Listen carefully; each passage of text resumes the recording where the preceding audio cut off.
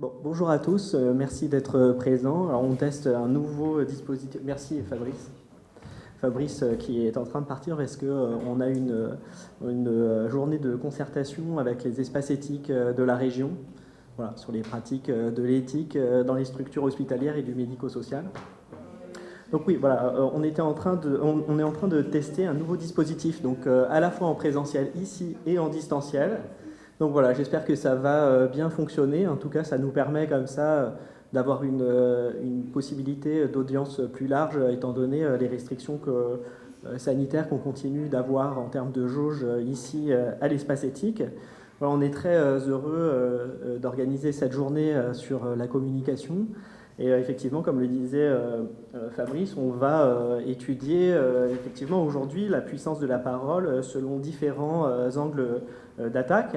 D'abord la communication comme une action, comme un soin, que je vais essayer de déplier comme ça, je vais essayer de déplier ce paradigme, de voir ce que ça peut bien signifier. Puis l'idée de la médiation dans le médico-social, la création d'un espace public avec des personnes vulnérables avec Sacha Mandelzweig. L'idée de l'échange de paroles, de la paire aidance, du dialogue avec les familles, avec les médecins, avec Carole de Mulatier, qui est encore un autre usage de la parole. Et enfin, comme le disait Fabrice, la médiation, la communication avec Jean-Luc Truel et Véronique de Pracontal.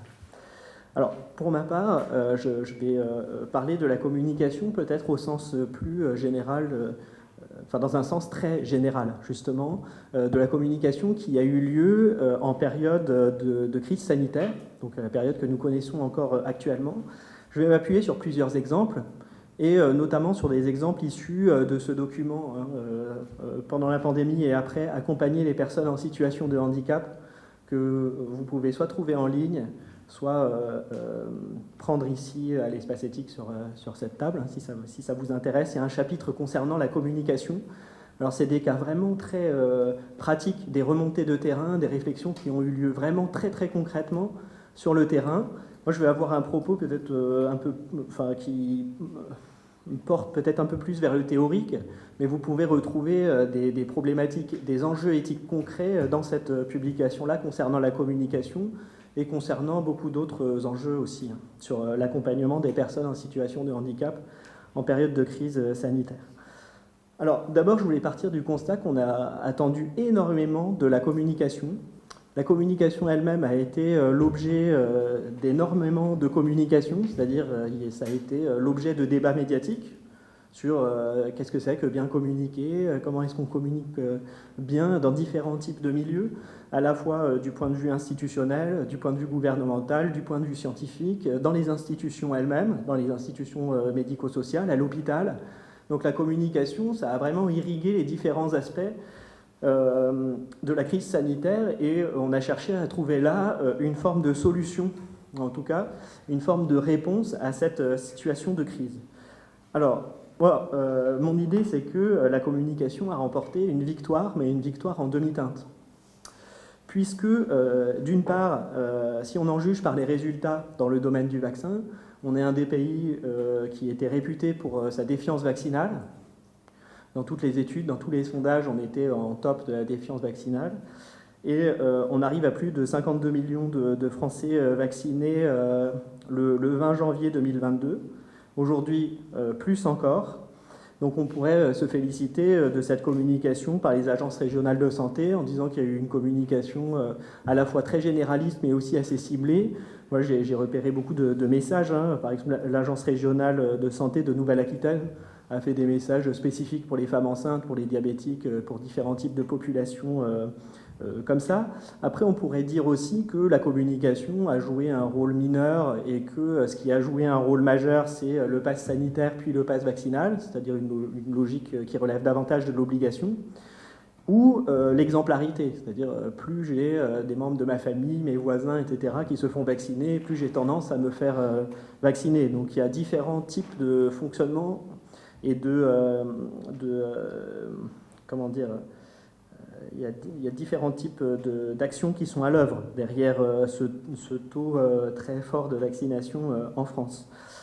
Il se trouve qu'effectivement, la communication était vraiment au centre, puisque l'élaboration de l'information et sa transmission sont jugées vraiment centrales dans la gestion d'une crise.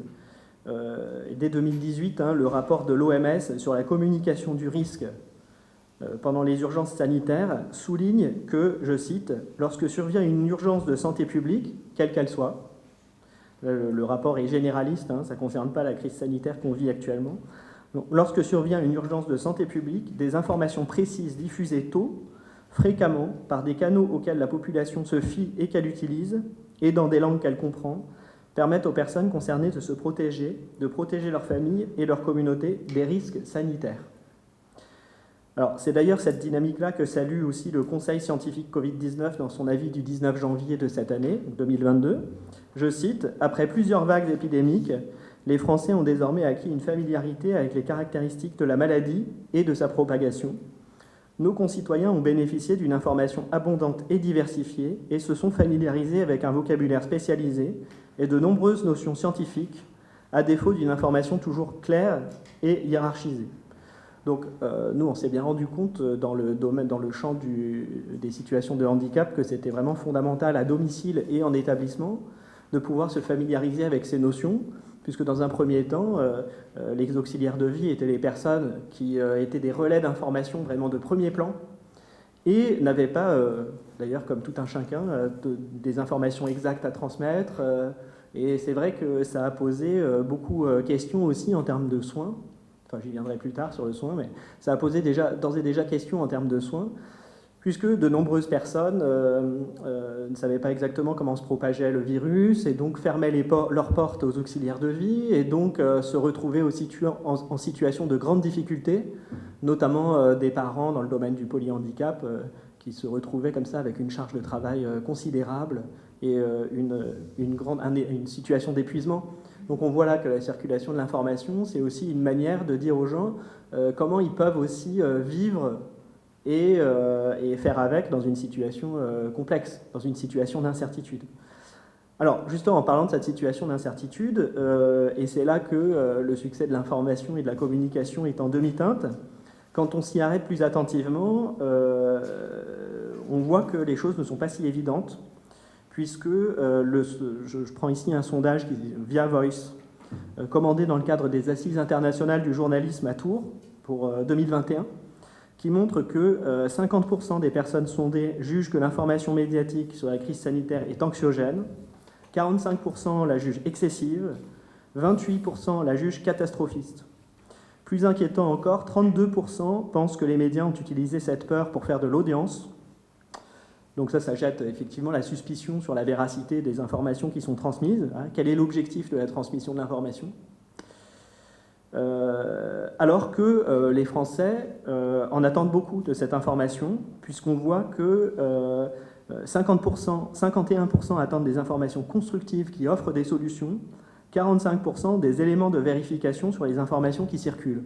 Donc on voit que les Français attendent beaucoup de l'information, que d'une part, il y a une information qui a été, d'un certain point de vue, efficace si on en juge par l'adoption des bons comportements, des comportements en cohérence avec les mesures sanitaires ou le taux de vaccination, et que finalement, peut-être que ce type de communication a eu tendance aussi à éroder la confiance, à inquiéter les populations, nous, quand je dis les populations, c'est vous et moi, je ne parle pas de manière surplombante, et finalement à miner la confiance dans les médias et dans les transmetteurs de l'information. Donc c'est pour ça que je parlais d'un succès de l'information qui se joue peut-être en demi-teinte, c'est-à-dire succès à court terme et à long terme, à voir. Donc ce paradoxe-là de surface, cette communication, cette réussite de la communication en demi-teinte montre que la communication est davantage qu'un simple relais d'information. Elle qui serait pour le coup une forme de propagande, elle est davantage qu'un relais d'information, on doit la penser de manière beaucoup plus large. Et c'est là qu'on va aborder cette notion du soin. C'est pas uniquement une courroie de transmission ou une action d'ordre secondaire. Une fois qu'on a des résultats scientifiques, on peut les transmettre. Une fois que la décision politique a été prise, on peut l'expliquer. Cette logique de la pédagogie qu'on connaît bien. La communication, elle est vraiment au-delà de tout ça, puisqu'elle a trois dimensions. Une dimension sociale, une dimension ontologique et une dimension pratique. Et c'est dans ces trois dimensions qu'elle dépasse complètement cette logique de la simple transmission de l'information, où cette transmission de l'information doit être pensée vraiment de manière sociale. C'est là aussi qu'on peut réfléchir à la communication d'un point de vue éthique. Alors, d'abord, une dimension sociale. On peut penser cette dimension sociale grâce à la notion de reliance qui a été développée tout d'abord par un sociologue des médias qui s'appelle Roger Claus en 1963 dans un livre qui s'appelle Les Nouvelles. Donc, il a appelé reliance cette idée de dire que quand on est seul chez soi et qu'on allume la radio ou qu'on allume la télévision, c'est une activité de reliance dans le sens où on se relie avec la société environnante. Même si on est seul, on se relie avec une actualité nationale ou parfois locale ou parfois mondiale. Voilà, c'est-à-dire on participe du même esprit, quoi. Si on veut, à un moment donné, hop, on se sent... D'ailleurs, on le voit, il y a beaucoup de personnes qui allument la radio toute la journée ou la télé toute la journée. C'est une manière de se relier finalement à la société. Et cette notion, elle a été ensuite reprise et développée par un autre sociologue belge qui s'appelle Marcel Boldebal. En 2000, notamment, il a sorti un livre de synthèse chez l'Harmattan en 2003, mais il développe cette notion depuis les années 80. Donc voilà, c'est cette notion-là, c'est l'information a un rôle de reliance sociale, de lien social, et doit être pensée comme telle. Et finalement, c'est ce qu'on a connu beaucoup pendant la crise sanitaire, avec un pic d'audience dans les médias, que ce soit Internet, la radio ou la télévision, pendant le confinement. Quand on est seul, hop, on a tendance à se relier. Et donc, il faut, en tant que communicant, avoir conscience de cette fonction. On n'est pas simplement des gens qui relaient des informations, on est aussi des gens qui, d'une certaine façon, créent du lien social. La deuxième fonction ontologique, c'est que quand on crée ce lien social, quand on diffuse des informations qui sont soit contradictoires, soit cohérentes et qui construisent une même forme de réalité, on construit une forme de réalité, on construit un nouveau cadre d'action pour les personnes. Quelles sont les mesures sanitaires ? Est-ce qu'on peut sortir de chez soi ? Comment on peut sortir de chez soi ? Ça a une dimension beaucoup plus ontologique. C'est qu'est-ce qu'il m'est possible de faire ? Est-ce que je crains pour ma sécurité, pour ma santé ? C'est vraiment cette dimension dont je parlais tout à l'heure, peut-être pour le polyhandicap, d'angoisse. Voilà. C'est-à-dire que quand cette dimension ontologique-là est remise en cause, ça crée de l'angoisse. Donc c'est peut-être comme ça qu'on peut le percevoir. Et puis, la troisième dimension de la communication, elles sont toutes intriquées, c'est une dimension pratique. C'est très lié avec cette dimension ontologique. C'est la communication qui influence les comportements, qui permet de s'orienter dans un contexte défini à travers des informations, notamment par exemple les protocoles, les lieux de test, les prises de rendez-vous pour les vaccins, les mesures sanitaires, etc. Donc il y a une dimension pratique là, c'est quasiment pratico-pratique. Voilà. Donc cette triple dimension sociale, ontologique et pratique, elles sont présentes tout le temps dans la communication, mais particulièrement importante en période de crise. Et on peut voir finalement ces trois dimensions dans les protocoles, les revirements sur les protocoles sanitaires de l'éducation nationale, et on voit à la limite quasiment en creux ou par défaut ces trois notions à l'œuvre, puisque finalement, quand on regarde soit des témoignages d'enseignants, soit des témoignages d'élèves, soit des témoignages de parents, cette dimension, c'est assez angoissant, on ne sait plus quoi faire, on ne sait plus si on peut venir à l'école ou si on ne peut pas, on ne sait plus quelles sont les règles, bref, le sol se dérobe sous nos pieds, on ne sait plus quoi faire, on ne sait plus comment s'insérer dans la société, on ne sait plus. Et il n'y a pas que la communication qui joue là-dedans, mais je pense que la communication joue une part très importante dans ce phénomène d'insécurité, que ça soit une insécurité sociale, ontologique ou pratique. Voilà. Donc je pense qu'on doit avoir conscience que la communication joue sur ces différents terrains et qu'elle a une importance ces différents terrains. Le résultat, si on veut, c'est que la communication échappe aux communicants, parce que ce qu'on fait quand on veut communiquer, c'est qu'on diffuse des informations, mais ensuite ces informations, comment est-ce qu'elles vont être interprétées, comment elles vont résonner dans un corps social ou pour un individu en particulier, ça échappe toujours à la personne qui diffuse cette information. Voilà. Donc le deuxième point qui échappe aux communicants, qui échappe finalement aux institutionnels, aux associations, aux scientifiques, aux médiateurs, ou même aux communications individuelles sur les réseaux sociaux, c'est que les différentes sources de communication ou d'information créent une sorte de bain informationnel qui crée un contexte d'information. Et donc les informations qu'on diffuse prennent un autre sens en fonction du contexte informationnel général. C'est un contexte qui est créé par agrégation de l'ensemble des sources d'information. Donc c'est un environnement. Donc l'information crée son propre environnement et change potentiellement le sens de l'information, des différentes sources d'information qui sont diffusées. C'est ce que cherchait par exemple à dénoncer sur Twitter un journaliste de France Info qui s'appelle Julien Pain, qui diffusait le 12 janvier 2022 à propos de l'émission de Cyril Hanouna, donc il met @Cyril Hanouna. Cet homme que vous invitez en plateau fait circuler des infox sur la pandémie. Il croit à un plan sataniste et à un complot judéo-maçonnique. Notre santé ne peut pas être un simple thème de divertissement. C'est trop dangereux. Donc la question sous-jacente ici qui est soulevée par ce journaliste, c'est comment informer nos concitoyens sur la crise sanitaire et les vaccins quand tout semble se valoir dans l'espace médiatique. Voilà. Et comment on fait pour finalement hiérarchiser les informations entre elles? Est-ce que c'est possible de le faire?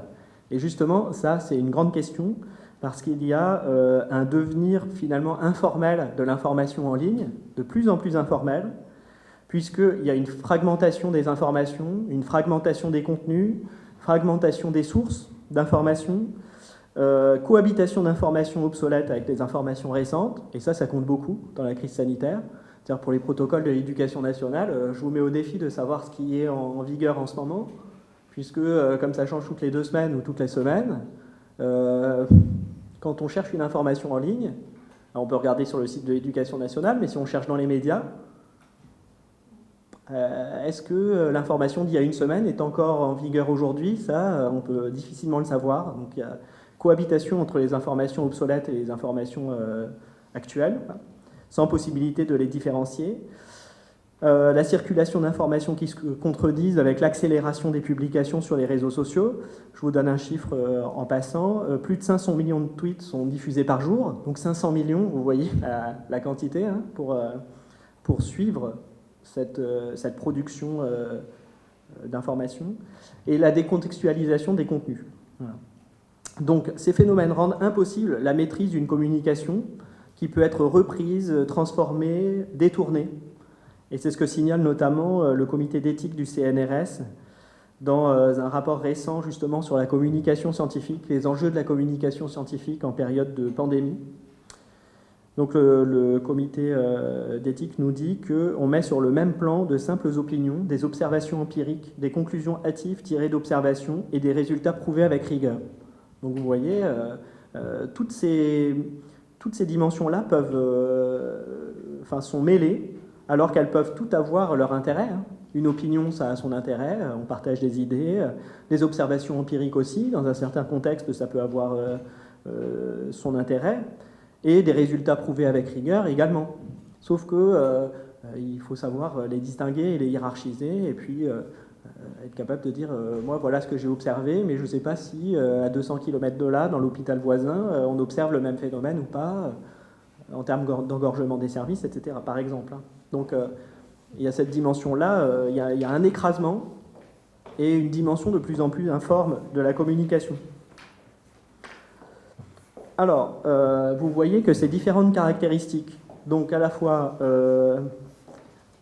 la révélation des acteurs par la parole, l'imprévisibilité de son action, c'est-à-dire quand on communique, on a une action dans le monde, on ne sait pas exactement quel va être le résultat, en quoi ça va résonner à la fois dans la dimension de lien social, dans la dimension ontologique, dans la dimension pratique. Il peut y avoir des conséquences qui sont irréversibles.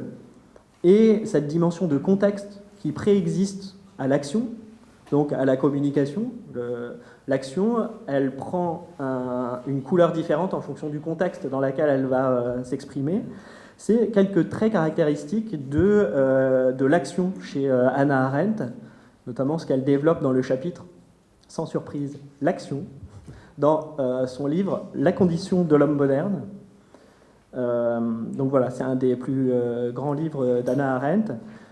Donc elle pense qu'il y a 3 activités qui structurent la condition humaine, donc le travail, l'œuvre et l'action.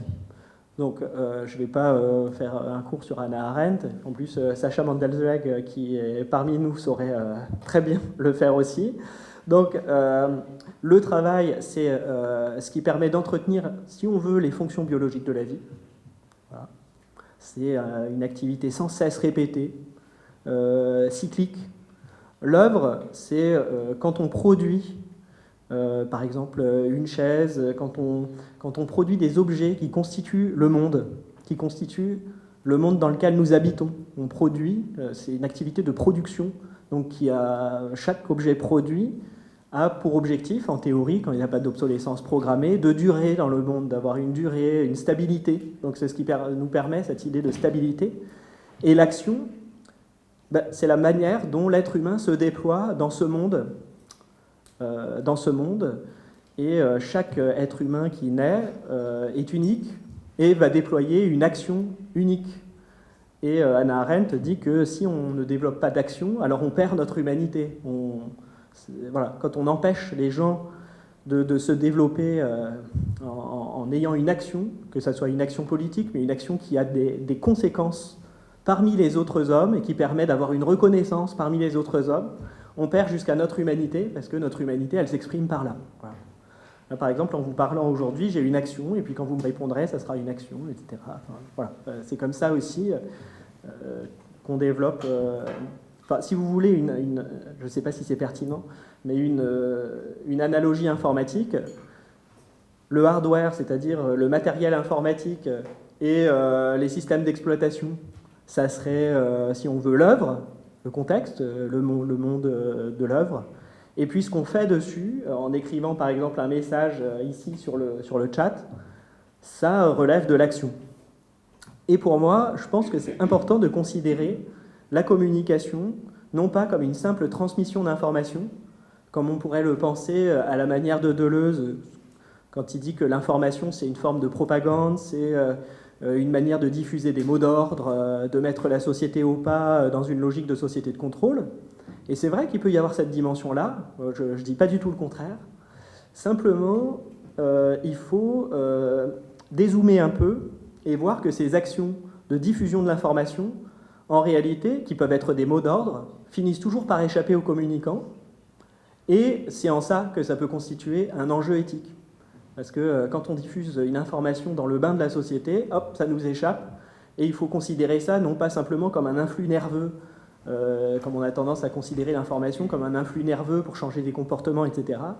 Je pense que là où on commence à arriver sur les rivages de l'éthique, c'est quand on comprend que l'information est une véritable action, et que l'information peut être une fin en soi, pas simplement un moyen d'arriver à quelque chose, un moyen de changer les comportements, un moyen de mettre les gens au pas, un moyen de diffuser des mots d'ordre. Et elle peut être, encore une fois, ça peut être ça, mais qu'elle est aussi une fin en soi, c'est-à-dire qu'elle a une valeur en elle-même et par elle-même. Et ça, vous pourriez me dire que c'est des mots en l'air. Alors je vais essayer de vous dire 2 exemples qui montrent que la communication peut être une fin en soi. Tout d'abord, on peut expérimenter cette action de la parole communicante qui échappe au mot d'ordre dans le champ de la santé, où les actes de communication peuvent être considérés comme une forme de soin. Ils ont un effet social sur les inégalités de santé. Par exemple, il n'est pas du tout neutre d'informer des populations vulnérables ou précaires en leur fournissant des informations standardisées ou en allant à leur rencontre sur le terrain. Cette communication comme soin est aussi rendue manifeste par la mise en œuvre de lignes téléphoniques par de nombreuses associations comme la Fédération française des diabétiques. Voilà, donc la Fédération française des diabétiques avait 2 numéros de téléphone, un numéro vers un psychologue et un numéro vers des pères aidants, donc qui pouvaient répondre différemment aux questions que les personnes se posaient ou se posent encore. Et comme on l'indique dans ce rapport, hein, pendant la pandémie et après, sur l'accompagnement des personnes en situation de handicap, je cite, « des informations personnalisées et adaptées, par exemple, comment se transmet le virus, quels sont les risques, quels sont les facteurs de comorbidité, est-ce que je suis concerné par ces facteurs de comorbidité, comment me soigner au mieux ?»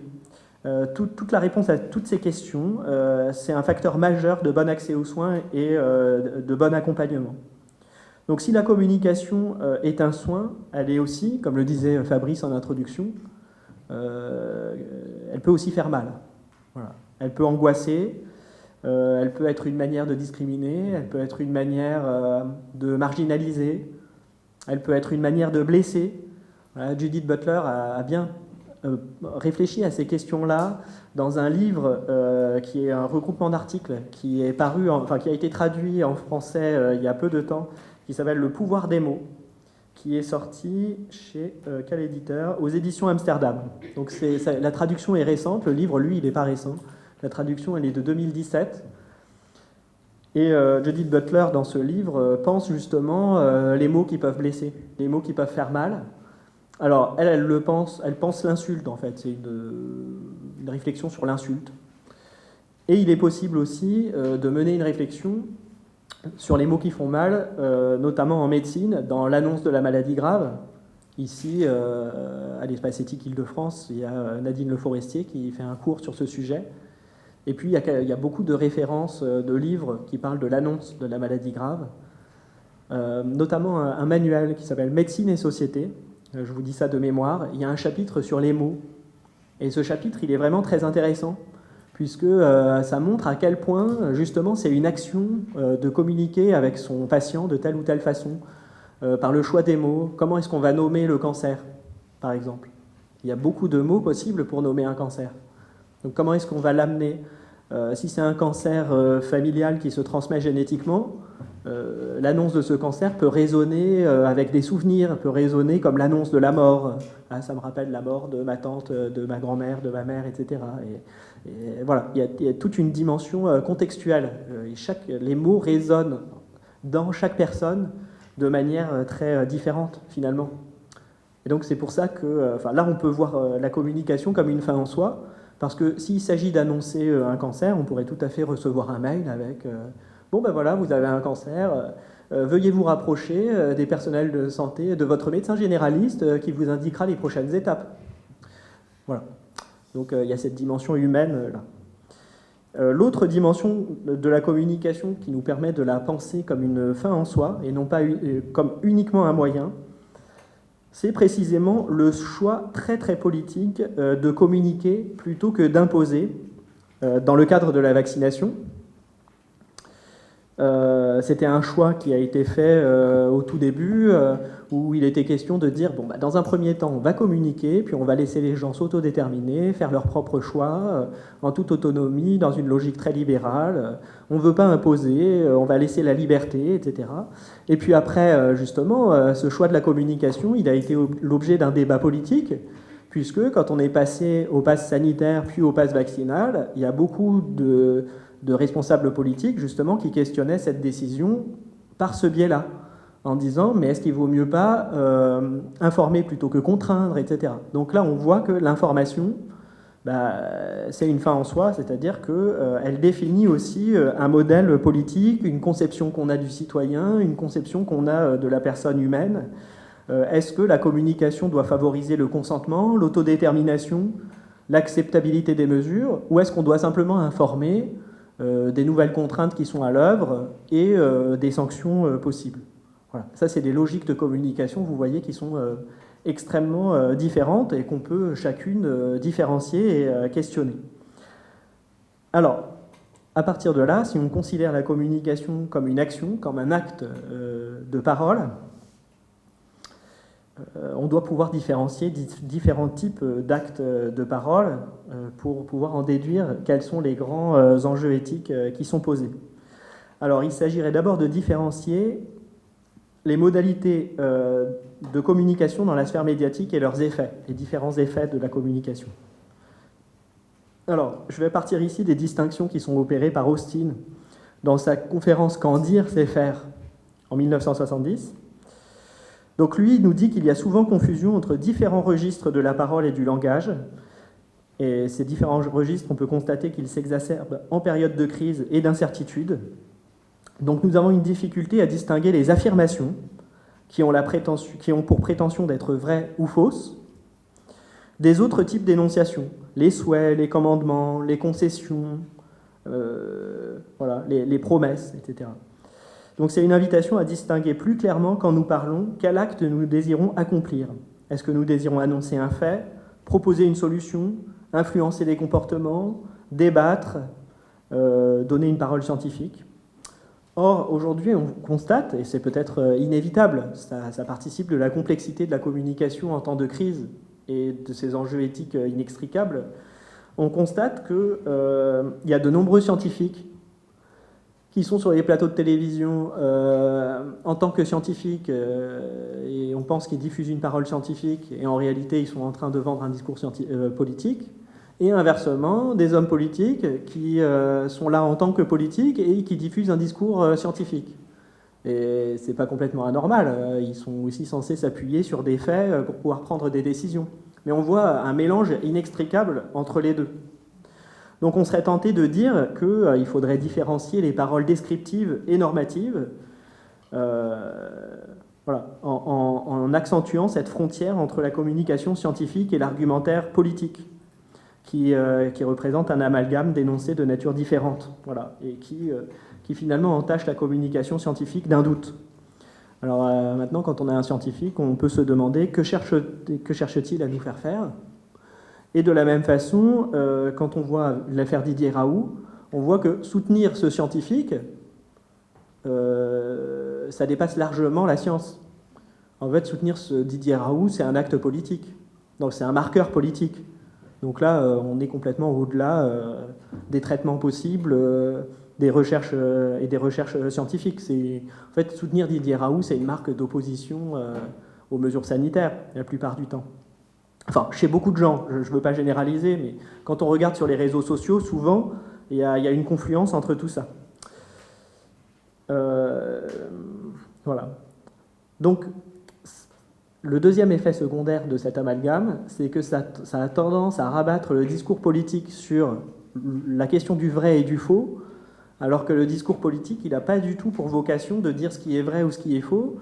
Il a pour vocation, pour chaque personne, de dire ce qui lui semble le plus juste ou ce qui lui semble le meilleur.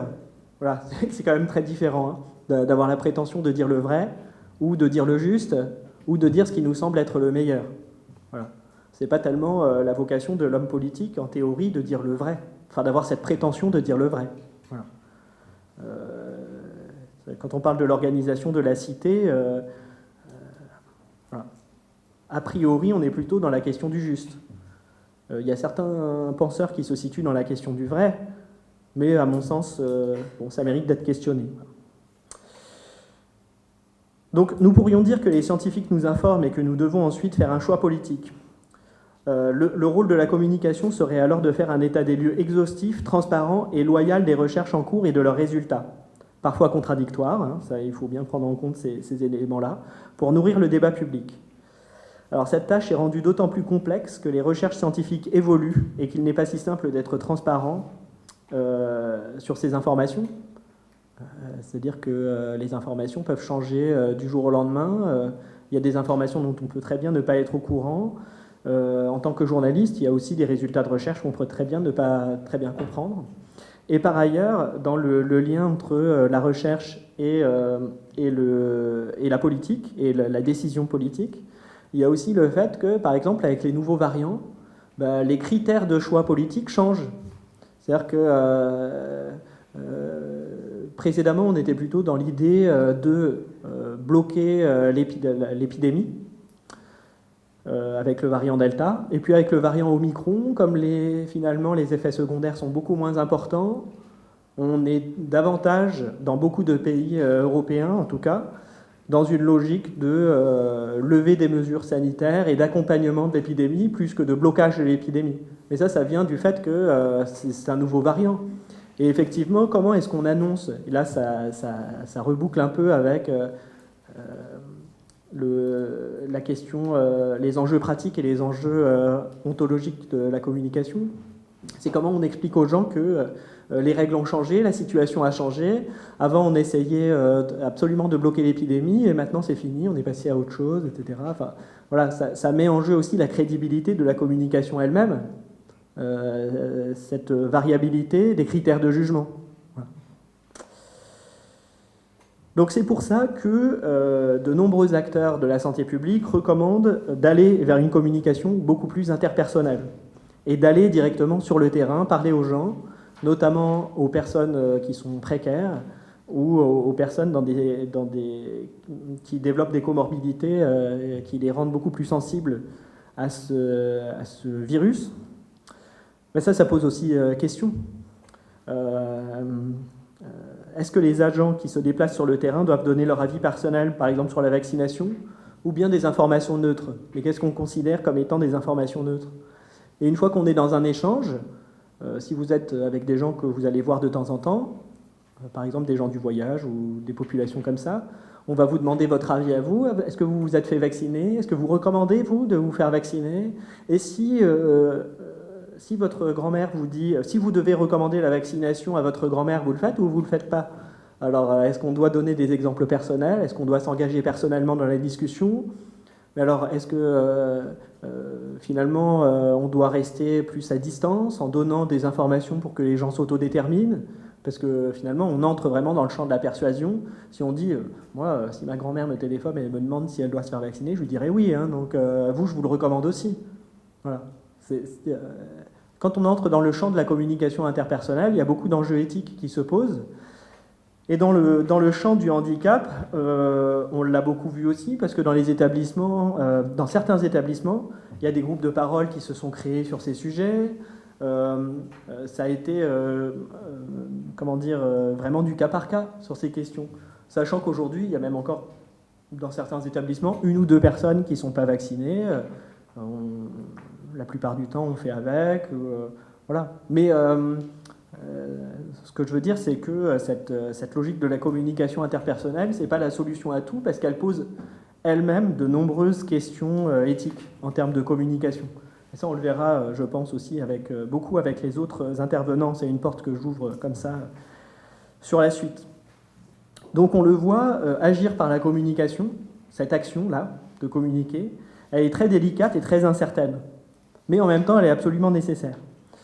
Et finalement, en travaillant sur ce sujet, Fabrice Gzil parlait de Freud tout à l'heure, c'est que je me disais qu'on devrait faire entrer ces métiers de la communication dans la liste des métiers impossibles que proposait Freud. Alors, analyste, évidemment, c'était son métier, éducateur, gouvernant, et moi je dirais communicant. Alors, qu'est-ce qui est le critère d'un métier impossible selon Freud? C'est un métier dont précisément on ne peut pas savoir quand est-ce qu'il a vraiment bien réussi. Quels sont les critères de jugement pour dire « Ah, j'ai bien fait mon travail à la fin de la journée » quand on est un éducateur, un gouvernant, un analyste ou un communicant. Voilà, c'est ça toute la question éthique qui s'ouvre devant nous. Et je pense qu'on doit vraiment affronter de plein pied cette indécision autour de la communication, cette difficulté à communiquer, et qu'on remette en cause cette idée de la communication comme solution simple. Parce que si on ne remet pas en cause cette idée de la communication comme solution simple à la crise, aux différentes crises qu'on peut rencontrer, ou à l'annonce de la maladie grave, etc., ben, finalement, celui qui est malheureusement le communicant se transformera toujours en bouc émissaire.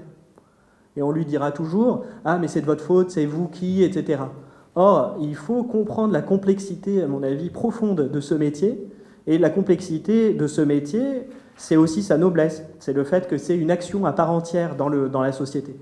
Voilà. Si ce n'était pas une action à part entière dans la société, la communication serait comme un message d'un influx nerveux qui passerait dans les nerfs de la société, on ne se poserait pas tellement la question. Mais justement, la noblesse de notre métier fait qu'il est risqué. Voilà. C'est sur ces quelques considérations que je voulais conclure mon propos.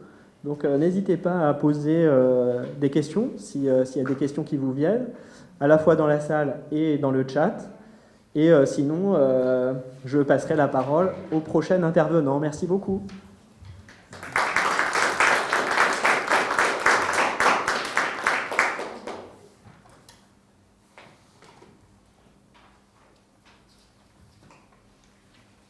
Il y a des questions par-ci, par-là? Ouais. Prenez le micro, s'il vous plaît. Quelqu'un peut le... Oui, il ne marche pas. Si, il marche pas. Enfin, il faudrait qu'il marche.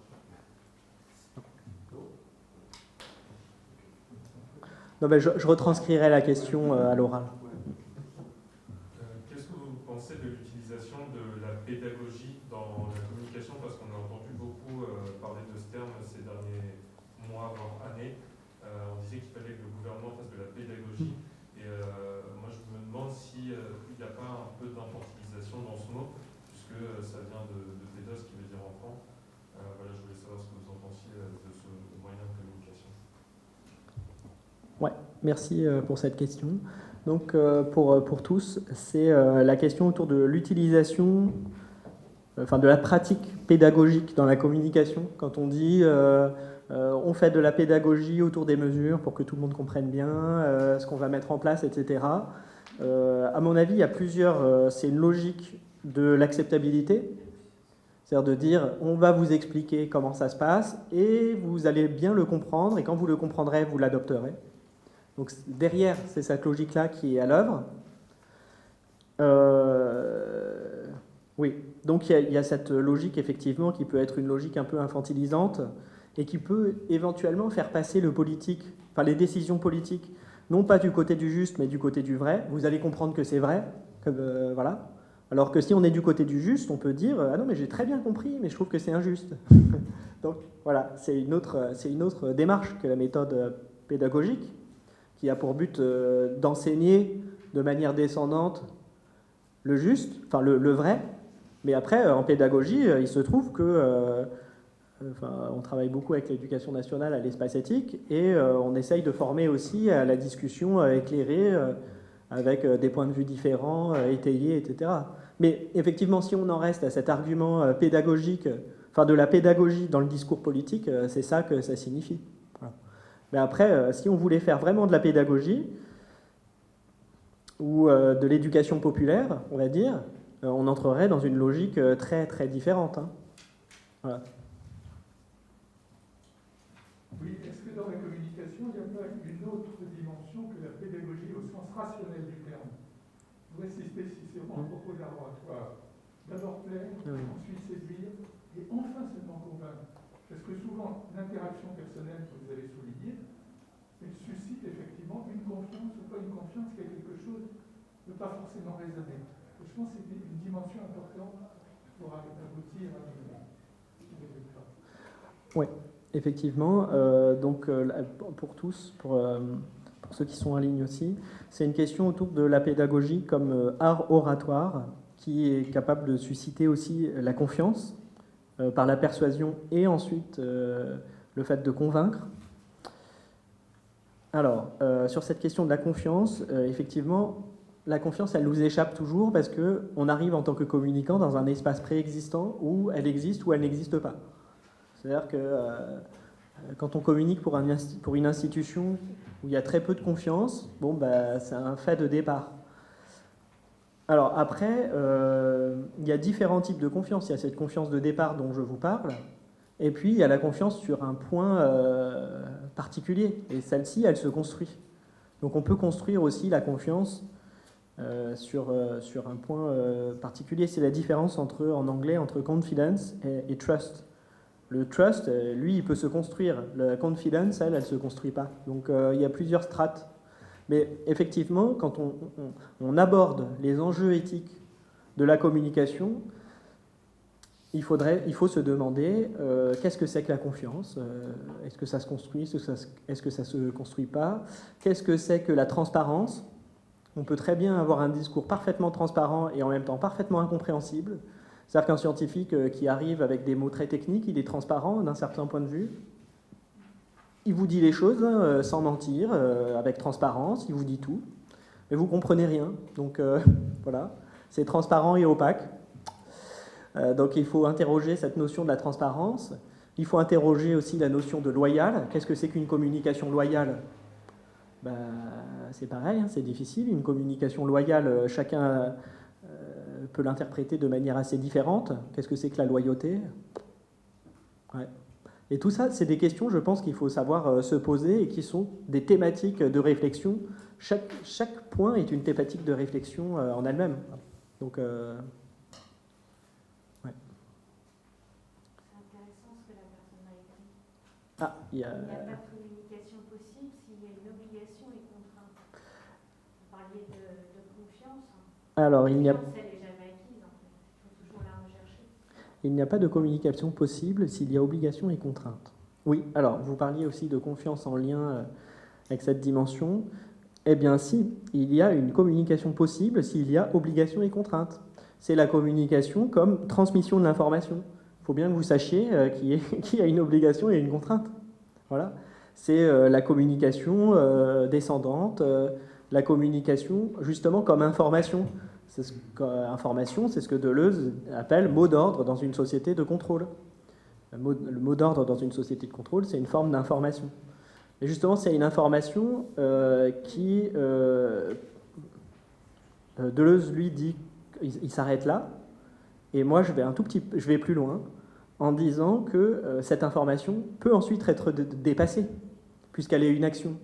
C'est-à-dire, elle trouve des résonances dans la société, des résonances que ceux qui communiquaient ne cherchaient pas particulièrement à avoir. Elle peut avoir des résultats que ceux qui communiquaient ne cherchaient pas nécessairement à avoir. Donc, dans le fond, même une communication très fermée peut avoir des résonances inattendues. Mais effectivement, là, quand vous dites « il n'y a pas de communication possible s'il y a obligation et contrainte », je comprends ce que vous voulez dire, c'est que vous êtes dans la communication comme fin en soi, comme projet de société, comme projet politique. C'est-à-dire, c'est comme dans les débats sur le pass vaccinal, on a entendu ça beaucoup, il vaut mieux communiquer plutôt que contraindre. Donc là, c'est la communication dans ce sens-là. Et dans ce cas-là, je comprends parfaitement cette phrase, oui, bien sûr.